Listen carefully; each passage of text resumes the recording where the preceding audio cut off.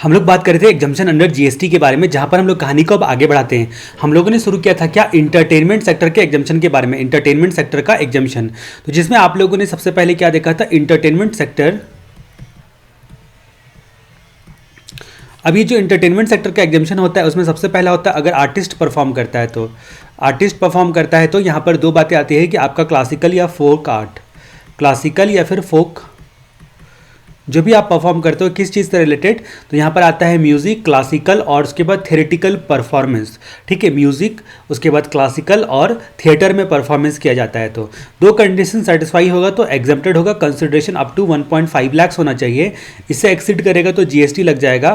Plus आप as a brand ambassador जो है वो आप सर्विस प्रोवाइड नहीं करने चाहिए, not as a brand ambassador, as brand ambassador. ठीक है, बतौर ब्रांड एम्बेसडर जो है आप सर्विस परफॉर्म करने वाले नहीं होने चाहिए। उसके बाद जहाँ तक बात आती है right to admission, right to admission का मतलब सीधे शब्दों में आप क्या बोलोगे, टिकट बोलोगे। एडमिशन फीस बोलो या राइट टू एडमिशन बोलो, उसको टिकट बोलेंगे हम लोग, आम भाषा में टिकट उसको नाम से पुकारते हैं। तो सबसे पहले क्या होता है ना कि किसी किसी सिचुएशन में क्या होता है ना कि आपका क्या बोलते हैं एग्जाम्शन होता है लिमिट के हिसाब से और कभी कभी बिना लिमिट के हिसाब से। ठीक है, तो यहाँ पर हम लोग बात करते हैं राइट टू एग्जाम्शन के बारे में, राइट टू एग्जाम्शन, सॉरी यहाँ पर राइट टू एडमिशन। ठीक है, एडमिशन, अगर आप एडमिशन लेते हो यानी कि टिकट आप लेते हो 500 रुपये तक का पर पर्सन, ठीक है, अप टू ₹500 पर पर्सन।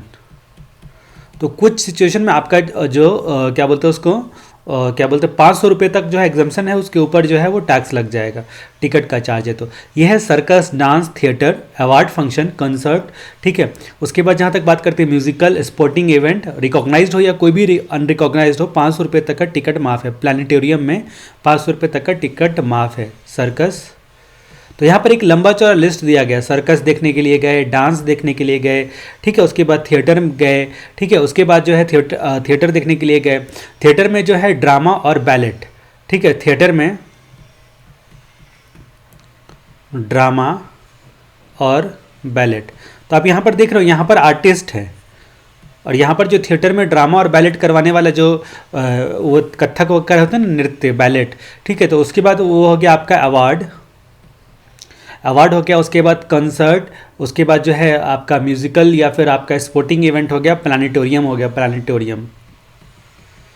तो ये लिस्ट आप देख लेना, 500 रुपये तक जो है यहाँ पर एग्जाम्शन है। फिर जहाँ तक बात करते हैं कि आपका क्या होता है कि museum, national park, wild life या टाइगर रिजर्व देखने के लिए जाते हो तो, ठीक है, तो यहाँ पर बात करते हैं म्यूजियम, ठीक है, उसके बाद नेशनल पार्क, इस सब में कितना भी टिकट रहने तो एग्जाम्प्ट होगा, म्यूजियम, नेशनल पार्क, उसके बाद जो है वाइल्ड लाइफ या टाइगर रिजर्व। एक तरह का ये क्या हो गया, म्यूजियम या फिर जू हो गया, ठीक है, टाइगर रिजर्व सीधा याद रख सकते हो, म्यूजियम या फिर जू हो गया।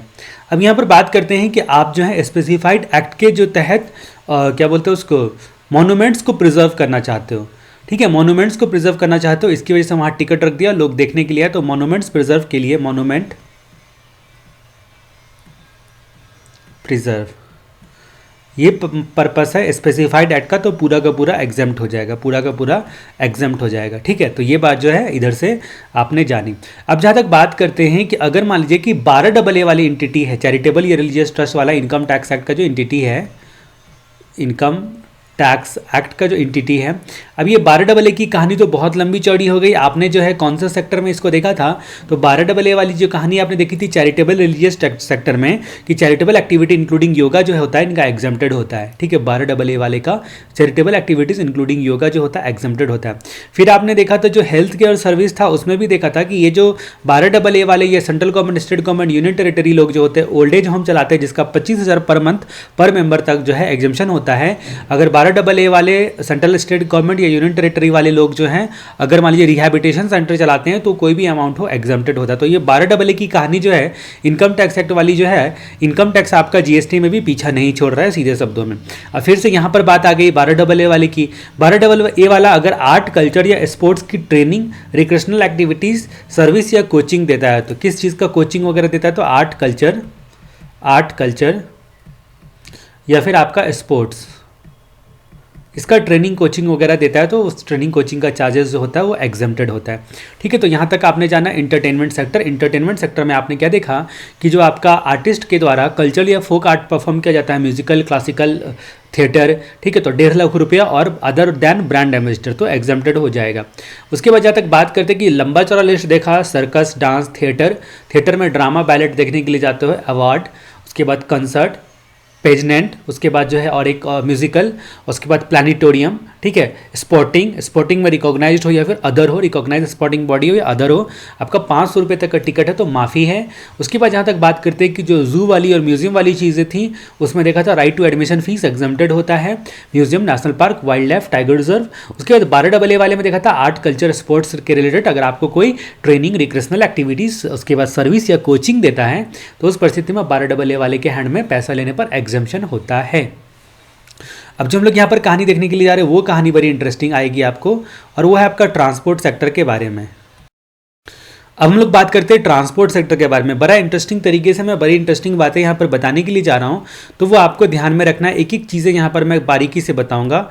ट्रांसपोर्ट सेक्टर, ठीक है, अब ये ट्रांसपोर्ट सेक्टर का एग्जामिनेशन बड़ा क्रिटिकल लगता है अगर आप इसको पढ़ते हो, बुक से, किसी भी किताब से पढ़ते हो तो यहाँ पर क्या होता है कि 3 जगह से, 3 तरीक़ों से आपका ट्रांसपोर्टेशन होता है जनरली, रोड से, सड़क से, या फिर रेलगाड़ी से, या फिर वेसल से, या फिर एयर से, ठीक है, या फिर समुंदर के अंदर जो पाइपलाइन या कंड्यूट होता है ना उससे, ठीक है। तो ये सारी चीज़ें हम लोग यहाँ पर देखेंगे कि पाइपलाइन या कंड्यूट वगैरह से भी आपका ट्रांसपोर्टेशन होता है। तो ये आपने देखा कि क्या बोलते हैं उसको, एयर यानी कि हवा से, उसके बाद पानी यानी कि वेसल, समुंदर से जो जाएगा वेसल, ठीक है, और पानी में हम लोग जो है ना पाइपलाइन और कंड्यूट की बात भी कर लेते हैं।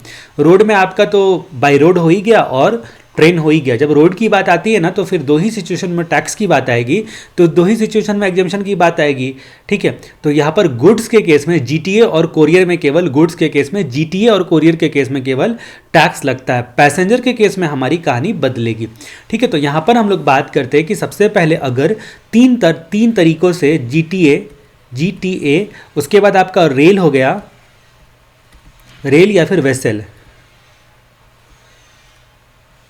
कुछ स्पेसिफाइड गुड्स ट्रांसपोर्ट होते हैं ना तो एग्जेम्प्टेड होता है, पूरी तरह से एग्जेम्प्टेड होता है, ठीक है, पूरी तरह से एग्जेम्प्टेड होता है।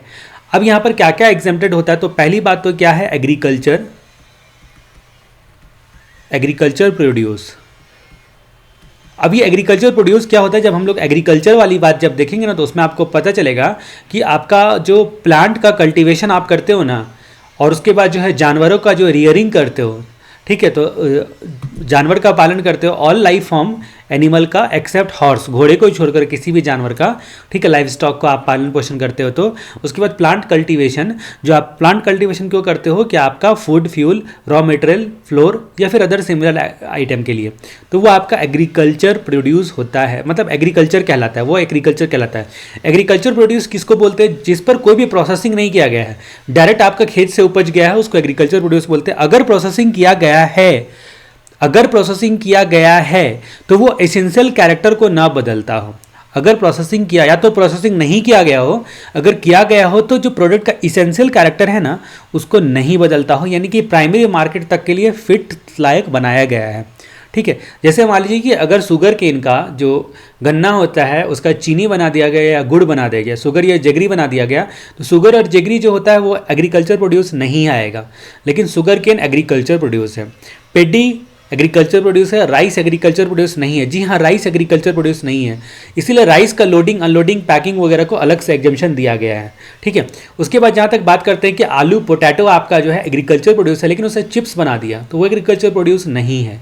रॉ कॉटन है आपका तो ठीक है, वो एग्रीकल्चर प्रोड्यूस है, लेकिन रॉ कॉटन को जिंड या बेंड बना दिया ना तो वो आपका एग्रीकल्चर प्रोड्यूस नहीं है। ये सारी बातें एग्रीकल्चर प्रोड्यूस में आएगी। तो ये जो एग्रीकल्चर प्रोड्यूस होता है ना उसका ट्रांसपोर्टेशन कोई करके देता है, कोई भी करके देता है, जीटीए, रेल और वेसल, तीनों में से कोई भी, तीनों में से कोई। यहाँ पर आपका कौन कौन नहीं आ गया, हमने बात करी थी कि आपका रोड पर बात करी थी, जीटीए और कोरियर गुड्स के केस में केवल टैक्सेबल होता है, तो जीटीए आ ही गया, उसके बाद वेसल आ ही गया, उसके बाद ट्रेन आ ही गया, एयर नहीं आया और पाइपलाइन और कंड्यूट नहीं आया। पाइपलाइन और कंड्यूट से जब आप ले जाते हो ना तो गुड्स हो या पैसेंजर हो, पक्का से पक्का हर हाल में good service always taxable. Pipeline या कंड्यूट गुड्स जो जाता है पाइपलाइन और कंड्यूट से हमेशा टैक्सेबल होता है। ठीक है, ये बात रखनी है कि पाइपलाइन और कंड्यूट हमेशा टैक्सेबल होता है, ये आपको देखने को मिलेगा। तो रोड के केस में हमने जाना आपका जो जीटीए होता है, और रेल और वेसल के केस में एग्रीकल्चर प्रोड्यूस। ठीक है, उसके बाद दूसरा आइटम होता है यहाँ पर ऑर्गेनिक मैन्योर। ऑर्गेनिक मैन्योर हो गया। ठीक है, तो ये एग्रीकल्चर वाले को हम यहाँ पर क्या नाम देते हैं, एक तो ग्रीन कलर से मैं लिखता हूँ क्योंकि हरियाली एग्रीकल्चर। ठीक है, एग्रीकल्चर ए लिख के घेर दिया, एग्रीकल्चर आ गया। ठीक है, उसके बाद सेकंड हो गया ऑर्गेनिक मैन्योर। ऑर्गेनिक मैन्योर के बाद हो गया relief material for victims. Relief material for victims, उसके बाद मिल्क, उसके बाद फूड ग्रेन्स, और उसके बाद जो है आपका मिल्क, जो उसके बाद जो है दूध हो गया, उसके बाद जो है नमक हो गया, ये सारी जो ज़रूरी चीज़ें हैं। ठीक है, तो ये सब देखो एक्चुअली कुछ चीज़ों को अलग से दिया रहता है ना, एग्रीकल्चर प्रोड्यूस हम उसको नहीं बोल सकते, इसकी वजह से अलग से दिया गया रहता है। ठीक है, जैसे कि फ्लोर, पल्स और राइस। ठीक है,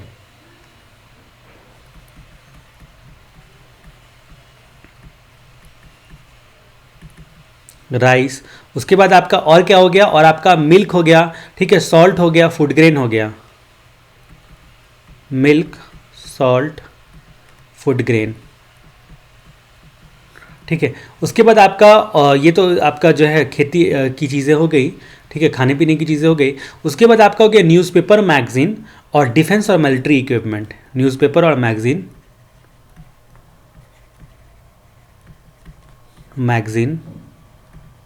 डिफेंस और मिलिट्री इक्विपमेंट। आप ना इन जो 6 चीज़ें हैं ना, 7 हो गए टोटल। ठीक है, 3 3 6 7। हाँ, ये 7 चीज़ों का जो नाम है ना, वो आपको हमेशा ध्यान रखना है कि सोचना नहीं है जीटीए रेल वेसल है, ये 7 चीज़ें हैं तो पक्का से पक्का एग्जेम्प्टेड है। ठीक है, जीटीए रेल वेसल है तो, और हम लोग एक एक चीज़ों की अभी चर्चा करने के लिए जा रहे हैं ना, तो उस वक्त भी आपको बार बार मैं याद दिलाऊंगा कि देखो जीटीए रेल वेसल में जब हम लोग जीटीए की बात करेंगे तो वहाँ पर बात करेंगे गुड्स ट्रांसपोर्ट एजेंसी की, तो यहाँ पर बहुत बात करेंगे वो 7 आइटम एग्जेम्प्टेड है। रेल के वो 7 आइटम एग्जेम्प्टेड है, वेसल में ये 7 आइटम एग्जेम्प्टेड है, पक्का से पक्का एग्जेम्प्टेड हैं बस। उसके बाद जो हम लोग अदर देखेंगे यहाँ पर ना, उसमें देखेंगे हम लोग यहाँ पर रोड देखेंगे, बाय रोड।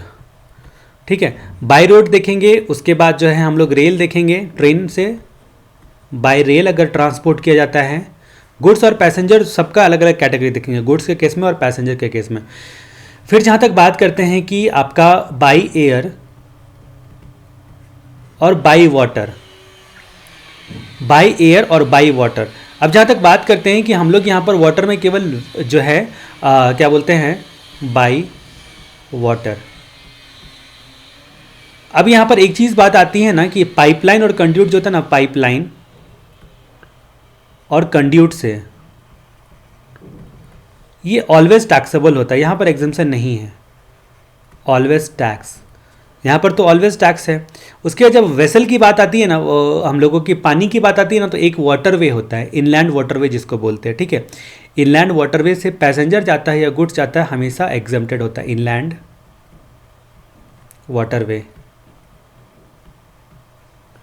ये हमेशा एग्जेम्प्ट होता है, और पाइपलाइन और कंड्यूट हमेशा टैक्सेबल होता है। ठीक है, अब हम लोग रोड की बात करते हैं। रोड में हम लोग बात करेंगे पहले पैसेंजर के बारे में, फिर गुड्स के बारे में हम लोग बात करेंगे।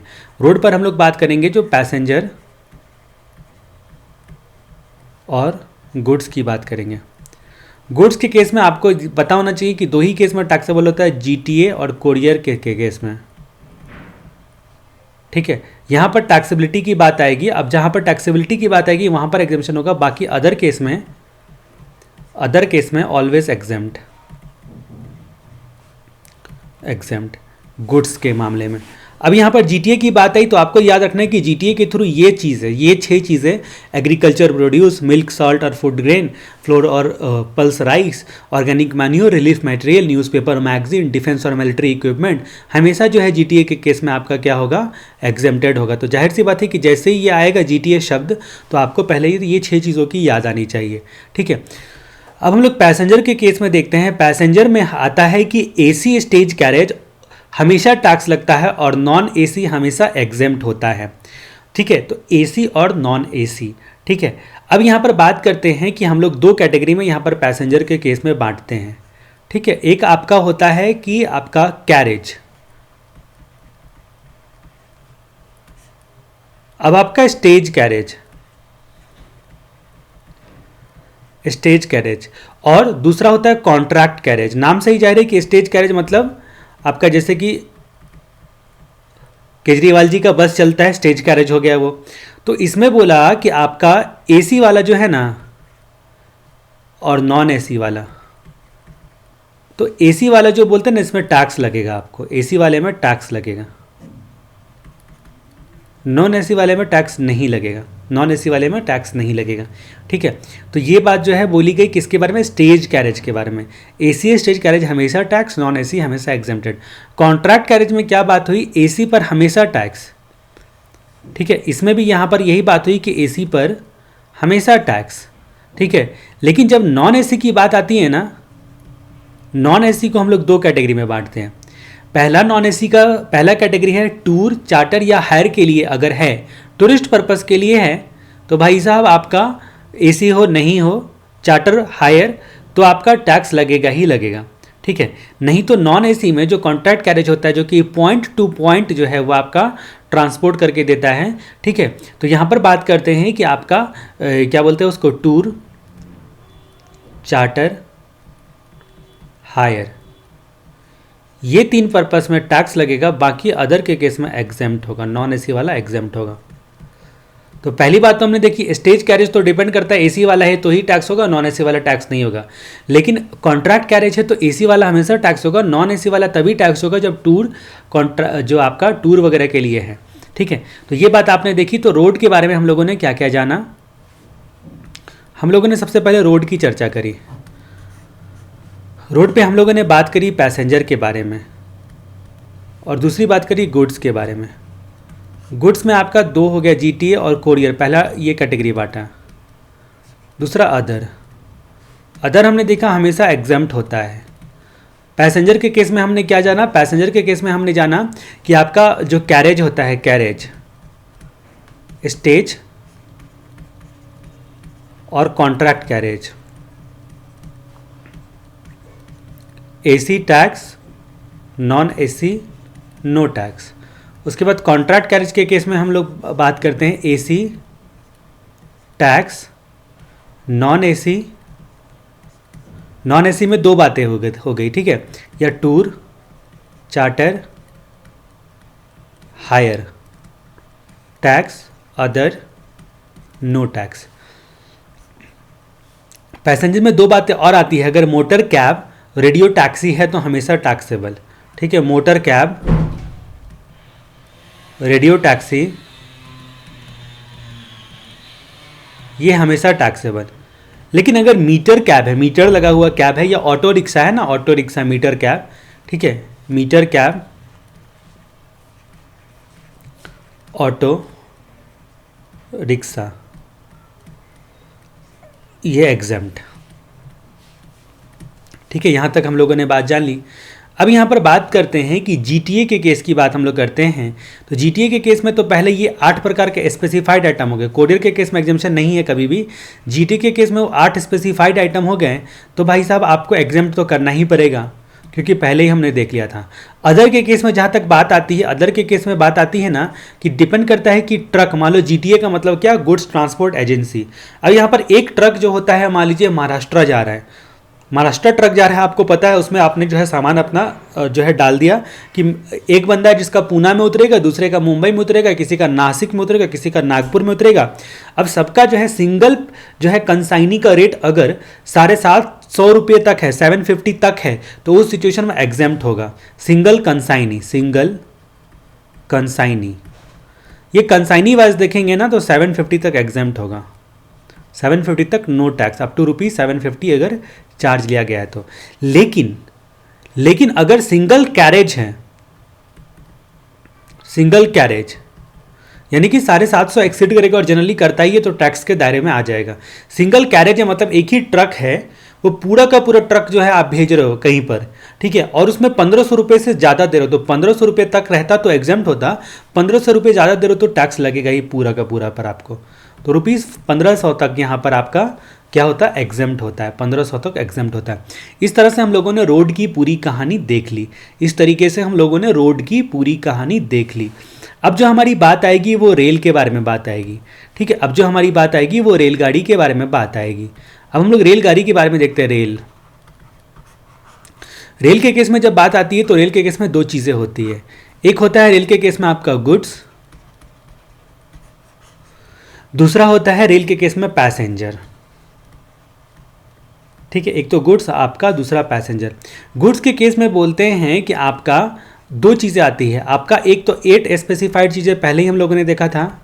8 स्पेसिफाइड चीज़ें मतलब एग्रीकल्चर प्रोड्यूस, उसके बाद जो है वो मिल्क, सॉल्ट, फूड ग्रेन, उसके बाद आपका क्या था, फ्लोर, पल्सेस और राइस, उसके बाद ऑर्गेनिक मैन्योर, रिलीफ मटेरियल, और उसके बाद डिफेंस और मिलिट्री इक्विपमेंट, मैगजीन और न्यूज़पेपर। ये सारी चीज़ें थी आपकी। ठीक है, वो सारी चीज़ें थी आपकी। वो 8 स्पेसिफाइड आइटम जो होता है ना, एग्जेम्प्ट होगा। लेकिन बाकी की बात जब करते हैं हम लोग, तो बाकी गुड्स इन 8 के अलावा ऑलवेज टैक्सेबल। तो रेल के केस में गुड्स मान के चलो हमेशा टैक्सेबल, एक्सेप्ट वो 8 है तो बात अलग है। उसके बाद पैसेंजर की जब हम लोग बात करते हैं, तो पैसेंजर की बात हम लोग करते हैं तो उस सिचुएशन में दो बातें आती हैं। एक तो आपका इंडियन रेलवे है, भारतीय रेलवे से आप जो है पैसेंजर करते हो। दूसरा आपका मेट्रो रेल हो गया, मोनो रेल हो गया, ट्रामवे हो गया। मेट्रो दिल्ली में आपने देखा ही है, मोनो रेल गोवा वगैरह सब में आप जो देखोगे, कोंकण वगैरह में। उसके बाद जो है मोनो रेल हो गया, उसके बाद ट्रामवे,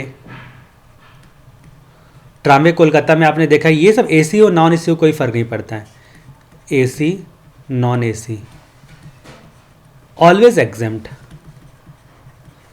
एग्जाम मतलब नो, क्रॉस कर दिया, नो टैक्स। इंडियन रेलवे की जब हम लोग बात करते हैं ना, तो यहाँ पर अगर फर्स्ट क्लास की बात होती है, एसी क्लास की, एसी और फर्स्ट क्लास, तो टैक्स अदर में नो टैक्स।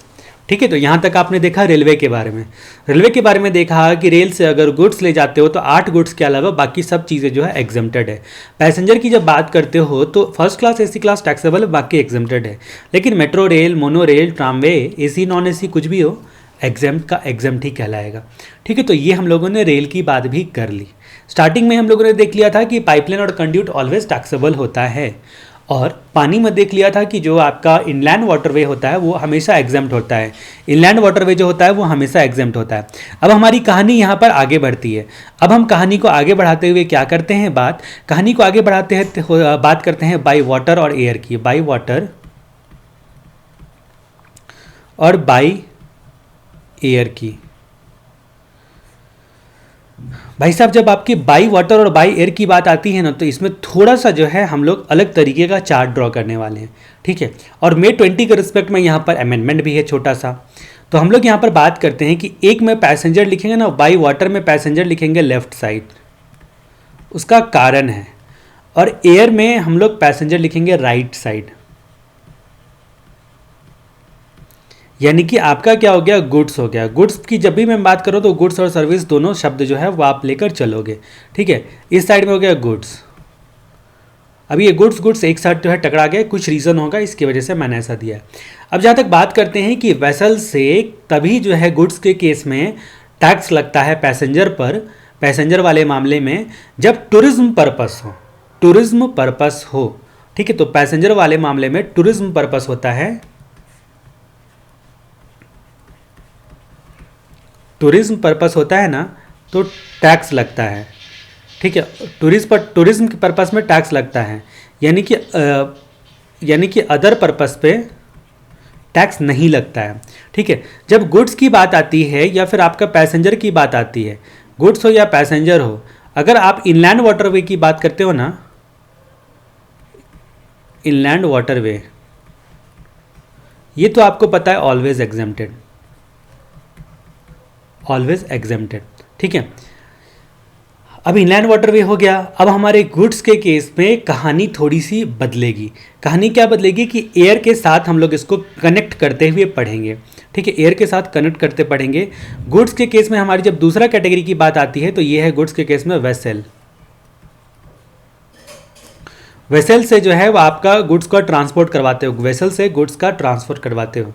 फिर जहाँ तक बात करते हैं कि हम लोग यहीं पर देख लेंगे एयर के केस में, यहीं पर हम लोग देख लेंगे एयर के केस में गुड्स का ट्रांसपोर्ट करवाते हो, तो यहाँ पर दोनों हम लोग देख लेंगे। तो यानी कि वेसल और एयर गुड्स हम लोग एक साथ देख रहे हैं।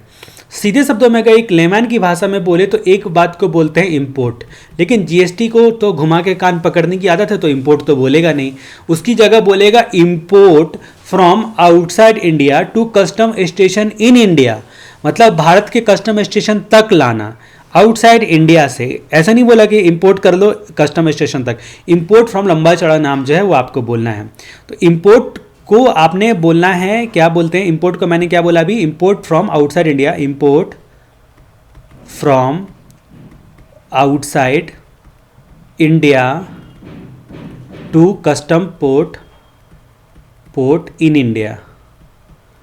अब ये जब वेसल की बात आती है ना भाई साहब, तो टैक्स लगता है हमेशा, वेसल की बात आती है तो टैक्स लगता है हमेशा, ठीक है, हमेशा टैक्स लगता है।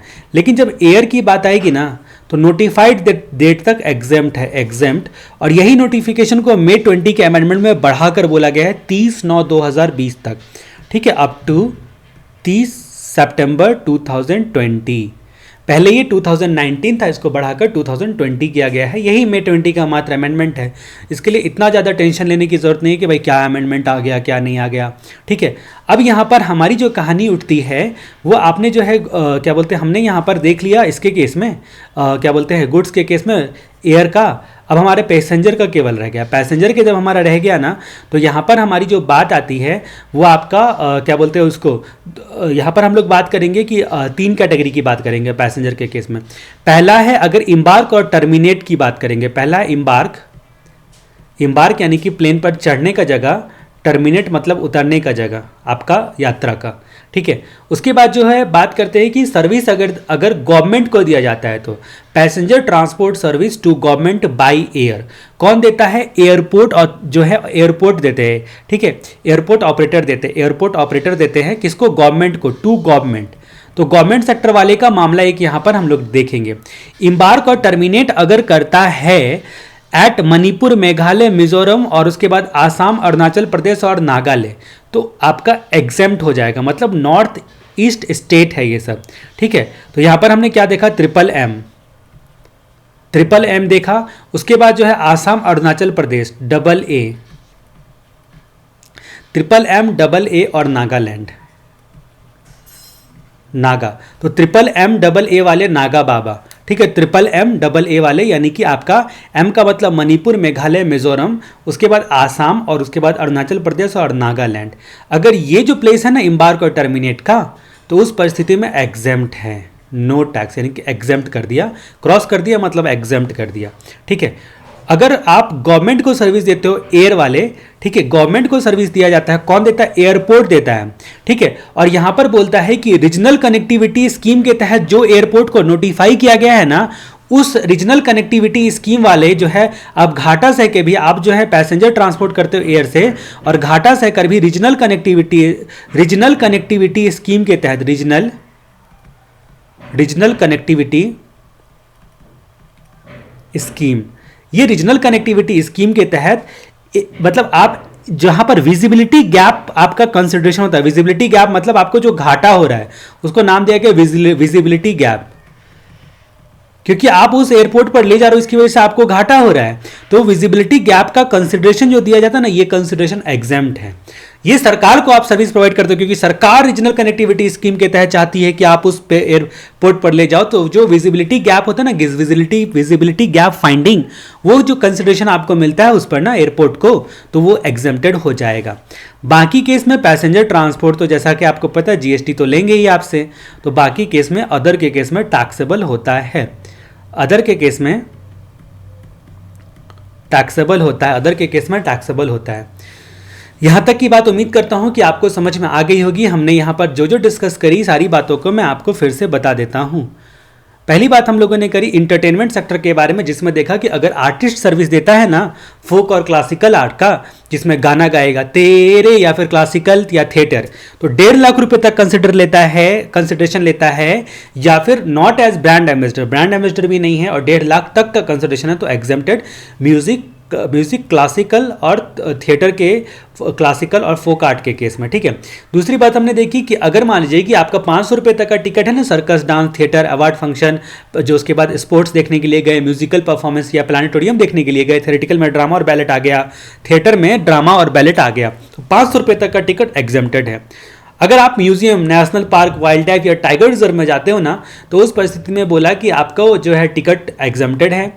उसके बाद अगर कोई प्रोटेक्ट मोनूमेंट्स एक्ट के तहत किसी का प्रोटेक्शन करने के लिए वहाँ पर टूरिस्ट को ले जाना जरूरी है और उससे पैसा कमाई होगा टूरिस्ट से, तो इस सिचुएशन में वो पैसा एग्जेम्प्टेड है। जैसे ताजमहल देखने कोई नहीं जा रहा और ताजमहल का टिकट जो है रख दिया गया, बोला कि भाई साहब इधर आओ, लोगों को अट्रैक्ट किया गया, प्रचार प्रसार करने के लिए पैसे चाहिए, तो टिकट के नाम पर पैसे वसूले गए, तो वो जो आपका क्या हो गया कि जो मोनूमेंट्स, जो स्पेसिफाइड एक्ट होते हैं ना मोनूमेंट्स प्रिजर्वेशन के लिए, उसके तहत जो एडमिशन का फीस जो लिया जाता है ना, वो एग्जेम्प्टेड है। फिर बोलते हैं 12AA वाले चैरिटेबल एंटिटी, अगर आपको आर्ट, कल्चर या स्पोर्ट्स का ट्रेनिंग, उसके बाद आर्ट, कल्चर, स्पोर्ट्स के रिस्पेक्ट में कोचिंग, ट्रेनिंग और रिक्रेशनल एक्टिविटीज़ करवाने के लिए जो पैसे लेते हैं ना ट्रस्ट वाले, तो वो भी आपका एग्जेम्प्टेड है, ठीक है। ये बात हम लोगों ने देख ली। अब यहाँ पर बात आई जो है रोड के केस में, हम लोगों ने ट्रांसपोर्ट सेक्टर के केस में पहले ही बात जान ली कि 8 प्रकार की जो चीज़ें होती है ना, वो 8 प्रकार की चीज़ों में ना टैक्स नहीं लगता है, अगर वो जीटीए, रेल और वेसल, तीन ही केस में बोला। वेसल की भी जब याद आएगी तो पहले 8 प्रकार की चीज़ें याद आनी चाहिए, ठीक है। जीटीए की भी बात आएगी तो पहले 8 प्रकार की चीज़ें याद आनी चाहिए, रेल की भी बात आएगी तो 8 प्रकार की चीज़ें याद आनी चाहिए। अगर एग्रीकल्चर प्रोड्यूस पढ़ते रहेंगे उस वक्त भी आपको याद आना चाहिए 8 प्रकार की चीज़ों के बारे में, कि भाई वहाँ भी दिया हुआ था, एग्रीकल्चर प्रोड्यूस पढ़ते वक्त में भी आपको याद आना चाहिए। ऐसे कनेक्ट करके जो है ना आपको याद रखना है। तो यहाँ पर 8 प्रकार की चीज़ें कौन कौन सी? Agriculture produce, organic manure, relief for victims, उसके बाद जो आपका फ्लोर पल्सेस राइस था, मिल्क, सॉल्ट और फूड ग्रेन था, उसके बाद डिफेंस या मिलिट्री का आइटम था, और नहीं तो न्यूज़पेपर और मैगजीन था। फिर आपने देखा था ये जो 8 प्रकार के आइटम के बाद रोड, रेल और एयर और वाटरवे, ये सारी चीज़ों को देखा था। उम्मीद करता हूँ कि ये वीडियो को रिवाइज करके आप एक बार जो है अच्छे तरीके से 2 बार 3 बार सुनोगे ना, और उसके बाद जो है वो मेरी हैंडराइटिंग, बस मैं सिर्फ वो ऐसे ही लिखता हूँ, मतलब आपका नोट्स बनाने के लिए नहीं लिखता हूँ, नोट्स आपके बुक में दिया गया है। आपको जो है रफ पेपर में, पहले मेरी वीडियो के साथ साथ जो है रफ पेपर में आपको ये सब चार्ट्स ड्रॉ करने हैं, बाद में आप उसको फेयर कर लेना। पहले आपका एक काम करोगे, रफ पेज में जो है ये सब चार्ट ड्रॉ करोगे, उसके बाद में उसको फेयर करोगे, ठीक है। तो मैं उम्मीद करता हूँ कि आपको याद हो रहा होगा चीज़ें। देखो मकसद क्या होता है ना, कि मकसद नहीं होता कि आप देखते कि मगप तो करना ही है, रटना है, मेरा ये फॉर्मूला ही है कि भाई आपको याद रखना ही पड़ेगा, क्योंकि ये सब चीज़ें हैं। अब इसमें याद नहीं रखोगे तो कैसे चलेगा? कोई you are not law maker कि एग्जाम हॉल में जाके लॉ बनाओगे, कोई कंसेप्ट आपको अप्लाई करना है। कंसेप्ट काहे का? जो लॉ में लिखा है वो लिखा है, अगर लॉ में रेट इतना लिखा है तो इतना ही रेट लिखा है, वही लगेगा। फॉरेन कंपनी के केस में 40% है, तो क्या आपको याद अगर नहीं रहा, याद नहीं आया, तो क्या आप लगा दोगे क्या? इसका मतलब आपको याद तो करना ही पड़ेगा। वो पिक्चर में दिखा दिया, आमिर खान को थोड़ी ना पिक्चर में जो है एग्जाम रियल में देना था, या रियल में उसको कुछ बनना था। मूवी में कुछ और बात होती है, साइंस पढ़ने वालों की कुछ और बात होती है, लेकिन यहाँ पर जब आपकी बात आती है लॉ सब्जेक्ट पढ़ने की, स्पेशली लॉ, कानून, तो कानून में अपने मन से आप कुछ नहीं कर सकते। कानून का section, sub section, clause, sub clause आपको याद रहना चाहिए। वहाँ पर आपको मेमोरी को एक्टिवेट करना ही पड़ेगा, और उसको याद रखने के लिए आपको उसको फ्लो में डालना है, ताकि आपको एक से दूसरी चीज़ें कनेक्टेड हो जाए और आपको याद आ जाए। तो याद तो रखना ही है, बिना याद रखे आपका काम नहीं चलने वाला।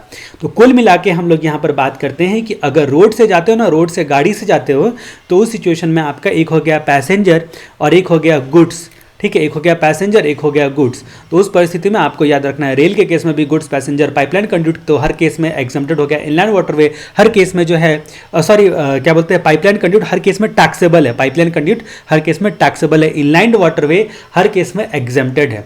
ये सारी कहानी करके जो है ना आपको याद रखना है, ठीक है। और आपको कोशिश करनी है कि बार बार जो है बैक करके सुन ले, स्पीड बढ़ा के। फर्स्ट टाइम जब आप सुनोगे तो बड़े आराम से आपने सुन लिया, सेकंड टाइम सुनोगे तो 2x के स्पीड में सुनो, फिर 2.5 तक के x के स्पीड में आप सुनोगे ना, तो आपका 15 मिनट में चैप्टर पूरा रिवाइज हो जाएगा, ठीक है। आप मतलब 2.5-3 के स्पीड में सुनोगे ना, तो फिर आप समझ लो कि आप हेडफोन लगाओ और पूरा कंसंट्रेशन के साथ ना वीडियो को फॉरवर्ड कर दो, स्पीड बढ़ा दो, पूरा स्पीड बढ़ाने के बाद पूरा कंसंट्रेशन के साथ देखते रहो। मिनिमम 5 टाइम आप रिवाइज करोगे ना, तो कोई चीज़ आपके दिमाग में बैठ जाता है, ठीक है। 5 टाइम जो है आप रिवाइज करते हो तो ठीक है। तो इसी के साथ ये वीडियो हम लोग अभी यहाँ पर समाप्त करते हैं, आगे कहानी हम लोग अगले वीडियो में देखेंगे।